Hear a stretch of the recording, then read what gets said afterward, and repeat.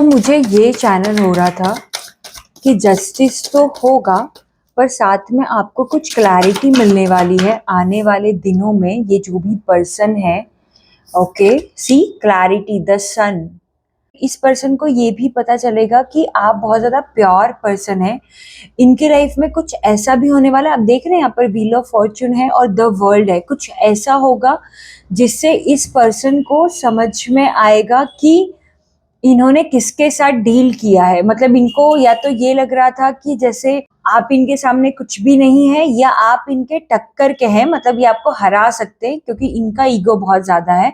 लेकिन इनको अब ये समझ में आएगा कि इनका ईगो कुछ भी नहीं है, आपका ईगो इतना बड़ा है। एक तो ये है, एक तो ये मैसेज है, और इस पर्सन को ये भी समझ में आएगा कि आप इनकी टक्कर के नहीं है। आप देख रहे हैं यहाँ पर डिवाइन इंटरवेंशन। और मैं कैंडल आज फिर से भूल गई, तो इस पर्सन को क्लैरिटी मिलना, इसकी अवेकनिंग होना, क्योंकि डिवाइन इंटरवेंशन का कार्ड है, तो डेफिनेटली इसकी अवेकनिंग होने वाली है। और इसको ऐसा अगर लगता था कि इसकी लाइफ में कुछ प्रॉब्लम्स है जो आपकी वजह से है, तो इसको ये भी क्लैरिटी मिलेगी कि इशू आप नहीं है, इशू ये खुद पर्सन है। क्योंकि 10 ऑफ वॉन्ड्स हमें दिख रहा था, और आप देखिए बॉटम ऑफ द डेक क्या है, जस्टिस। तो जस्टिस तो डेफिनेटली आपको मिलेगा, इसमें कोई डाउट नहीं है, पर इसको और भी क्लैरिटी मिलेगी। इसको समझ में आएगा कि इसने कहाँ पर मिस्टेक की है और किससे ये डील कर रहा है। देख रहे हैं आप कार्ड कैसे अलाइन हुए हैं। क्लैरिटी के जस्ट नीचे अलाइन हुआ है कि वो कैसे सोच रहा है, वो ओवर थिंक कर रहा है। हो सकता है कि इनको डिप्रेशन हो जाए, क्योंकि द टावर के पास में आया है। ये सडन होगा, सडनली इनको वो इनकी अवेकनिंग होगी, इनको रियलाइज होगा। हो सकता है कि इनको कोई ड्रीम भी आए, ऐसा भी हो सकता है कि इनको सडनली कोई ड्रीम आ जाए और इनको वो क्लैरिटी मिले, जो कि आपके एंसेस्टर, आपकी एंजल्स, आपकी टीम की तरफ से होने वाला है। और फिर इस पर्सन को समझ में आएगा कि इसने किसके साथ डील किया है, क्योंकि ये आपको अपने बराबर देखता है। ये आपको समटाइम ये आपको अपने से छोटा भी देखता है। आप देख रहे हैं यहाँ पर नाइट ऑफ सॉर्ड्स है, और मैंने क्या कहा था कि इसको लगता है कि इसका ईगो बहुत बड़ा है। तो ये जो नाइट ऑफ सॉर्ड्स पर्सन है, ये बहुत स्टबर्न होता है। आप इस कार्ड में देखेंगे, ये हवाएं इस तरफ चल रही है और ये दूसरी तरफ जा रहा है, तो ये हवाओं के विरुद्ध चलता है। ये इलीगल चीजें भी करता होगा जो भी ये पर्सन है। और इसको ये भी समझ में आएगा कि इसका ईगो छोटा है, क्योंकि आप इसके टक्कर के नहीं हो। और इसकी एनर्जी क्या है, पेज और नाइट ऑफ सॉर्ड्स की इसकी एनर्जी है। और आपकी एनर्जी क्या है, आप देखिए बॉटम ऑफ द डेक हमारे पास क्या है, क्वीन ऑफ वॉन्ड्स। आप देख रहे हैं कार्ड्स कैसे अलाइन हुए हैं। माय गॉड, मैंने क्या कहा जस्ट, कि इस पर्सन को समझ में आएगा कि आपका ईगो इससे बहुत बड़ा है। क्वीन ऑफ वॉन्ड्स का ईगो नहीं बड़ा होगा तो किसका होगा, क्योंकि वो किसी से वैलिडेशन मांगती ही नहीं है। इसको तो पता है ना कि मैं क्या हूँ, इसको पता है मैं बहुत टैलेंटेड हूँ, मैं क्रिएटिव हूँ, मैं कुछ भी हासिल कर सकती हूँ, मैं कुछ भी अपनी तरफ अट्रैक्ट कर सकती हूँ। इसको तो पता है ना। और इसके इंट्यूशन, माय गॉड, तो इसको तो चीजें पहले से पता होती है।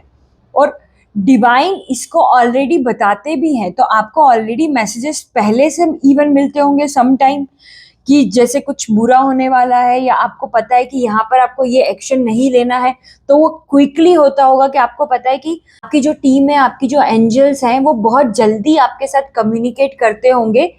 और यहाँ पर क्या है, एस ऑफ सॉर्ड्स, कम्युनिकेशन की ही बात कर रही हूँ मैं। दोनों ही कम्युनिकेशन के कार्ड होते हैं। तो आपकी टीम आपको बहुत जल्दी बता देती, मतलब वहां पे कोई एक्शन होता है, आपकी टीम देखती है और वो इंस्टेंटली आपको मैसेज दे देते कि ये एक्शन होने वाला है।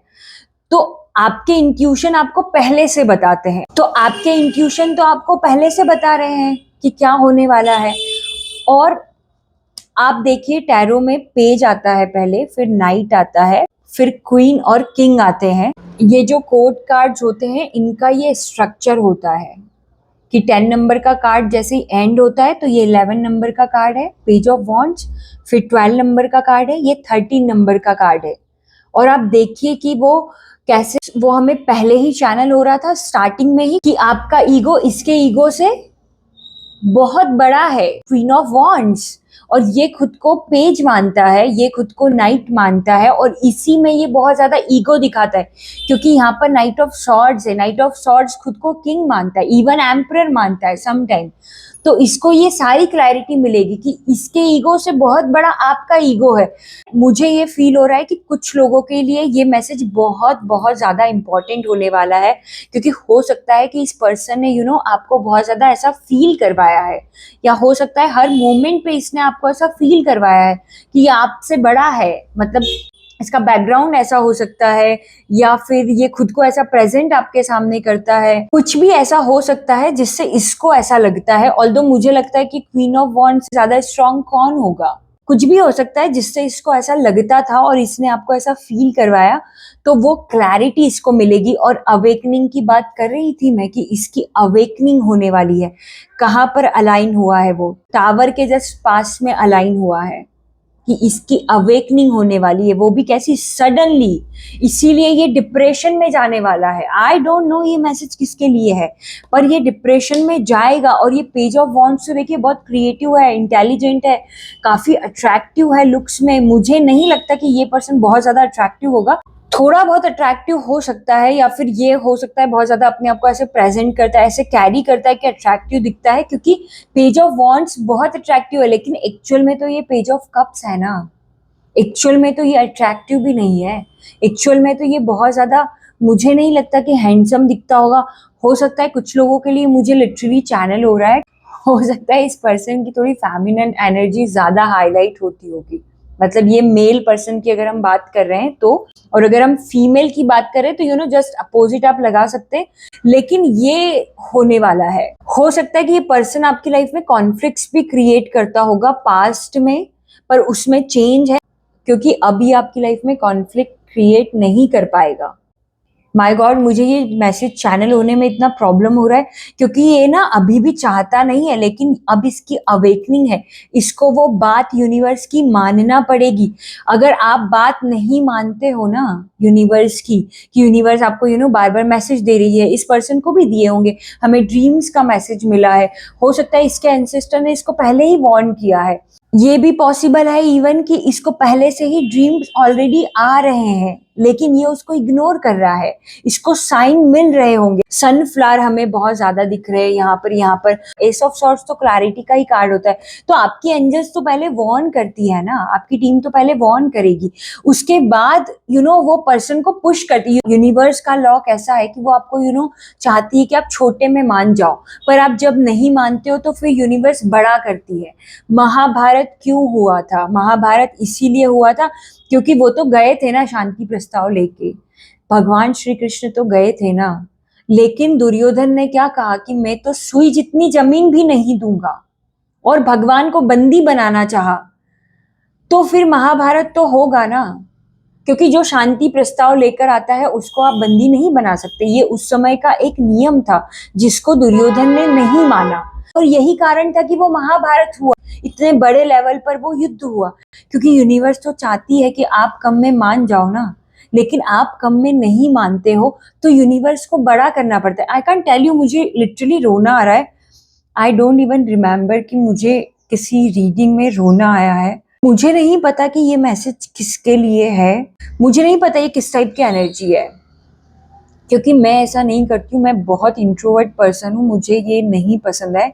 बट मैं बहुत इमोशनल हो गई हूँ सडनली, क्योंकि मुझे लगता है आप में से कई लोगों को बहुत ज्यादा बॉदर किया गया है। इस पर्सन को शायद लिटरली पता था कि आप गिर सकते हो और आपको यूनिवर्स बचा लेगी, लेकिन स्टिल इसको पता था कि आपके पास वो कीज है। इसको लिटरली क्लैरिटी थी पहले से, पर इसने आपको शो नहीं करने दिया। और जो वो ईगो की हम इतनी देर से बात कर रहे हैं कि ये क्या सोचता है कि इसका ईगो आपसे बड़ा है, उस ईगो में इसने नहीं की है चीजें।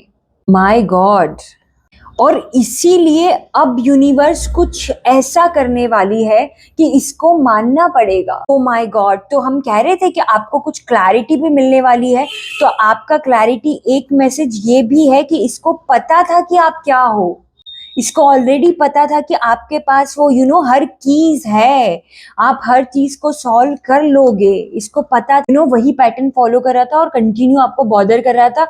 हमने बात की थी, ये आपकी लाइफ में कॉन्फ्लिक्ट क्रिएट कर रहा था, जो कि इसको नहीं करने चाहिए थे। कई जगह से डेक स्प्लिट हो रही है। ये कार्ड भी हमें दिख रहा था, if you do remember, queen of pant. और आपको पता होगा कि ये जो कार्ड है, इसमें कई बार हम दुर्गा माँ की एनर्जी को चैनल करते हैं। और अभी मैंने आपको क्या कहा कि इसको क्लैरिटी थी कि आपके पास कीज हैं, आप सॉल्व कर लोगे, आपके साथ यूनिवर्स है।